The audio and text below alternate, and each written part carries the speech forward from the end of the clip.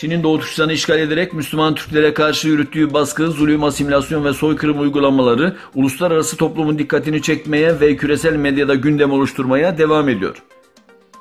Amerika Birleşik Devletleri'nin önde gelen siyaset bilimcisi Thomas Harris, Günlük Mesajlar Daily Message adlı haber sitesinde yayınlanan yazısında Çin'in Doğu Türkistan'da yaşayan Türklere karşı kültürel soykırım uygulamaları hakkında çarpıcı bilgiler vererek Çin'i sert dille eleştirdi ve kınadı. Çin işgalci yönetimi Doğu Türkistanlı Uygur Türklerinin örf adetlerini ve giyim tarzlarını Çinlilere benzetme yönündeki çalışmalarını ve baskılarını sürdürüyor. Uygur hanımların uzun etekli elbiselerini sokak ortasında zorla kesiyor. Çin polisleri uzun elbise ve İslam'ı anımsatan elbiseleri giymeleri halinde Uygur kadınları ağır şekilde cezalandırmakla da tehdit ediyor. Konuyla ilgili sert açıklamalarda bulunan Etik Başkanı Karakaş, Çin işgal yönetimi yıllardır Uygurlara uyguladığı baskı politikasını gün geçtikçe ağırlaştırıyor.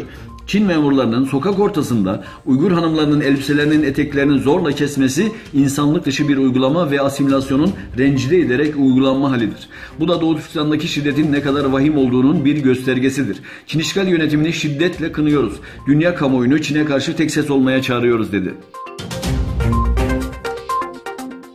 Ukrayna Güvenlik Servisi Herson bölgesinde 2014 yılında gerçekleşen Kırım'ın işgaline katkıda bulunan bir Ukrayna vatandaşını tutukladı ve gözaltına aldı.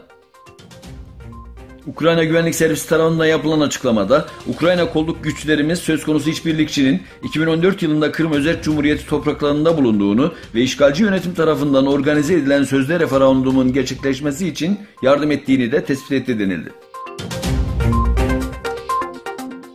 Amerika Birleşik Devletleri Başkanı Donald Trump'ın İngiltere'yi ziyareti başkent Londra'da protesto edildi. Eylemlerde Trump'ın helikopterinin inişe geçtiğinin görülmesiyle protestocular güvenlik barikatlarını aşmak isteyip ve tepkilerinin şiddetini artırınca polisler protestoculara müdahale etti. Sınır tanımayan doktorlar örgütü İtalya başta olmak üzere Avrupa ülkelerinin Akdeniz'de insani yardımın önünü kesmesi sonucu burada boğulanların sayısında aşırı bir artış gözlendiğini açıkladı. Açıklanan verilere göre son 4 hafta içinde Akdeniz'i geçmeye çalışan, aralarında bebek ve çocukların da bulunduğu 600'den fazla sığınmacının boğularak hayatını kaybettiği kaydedildi.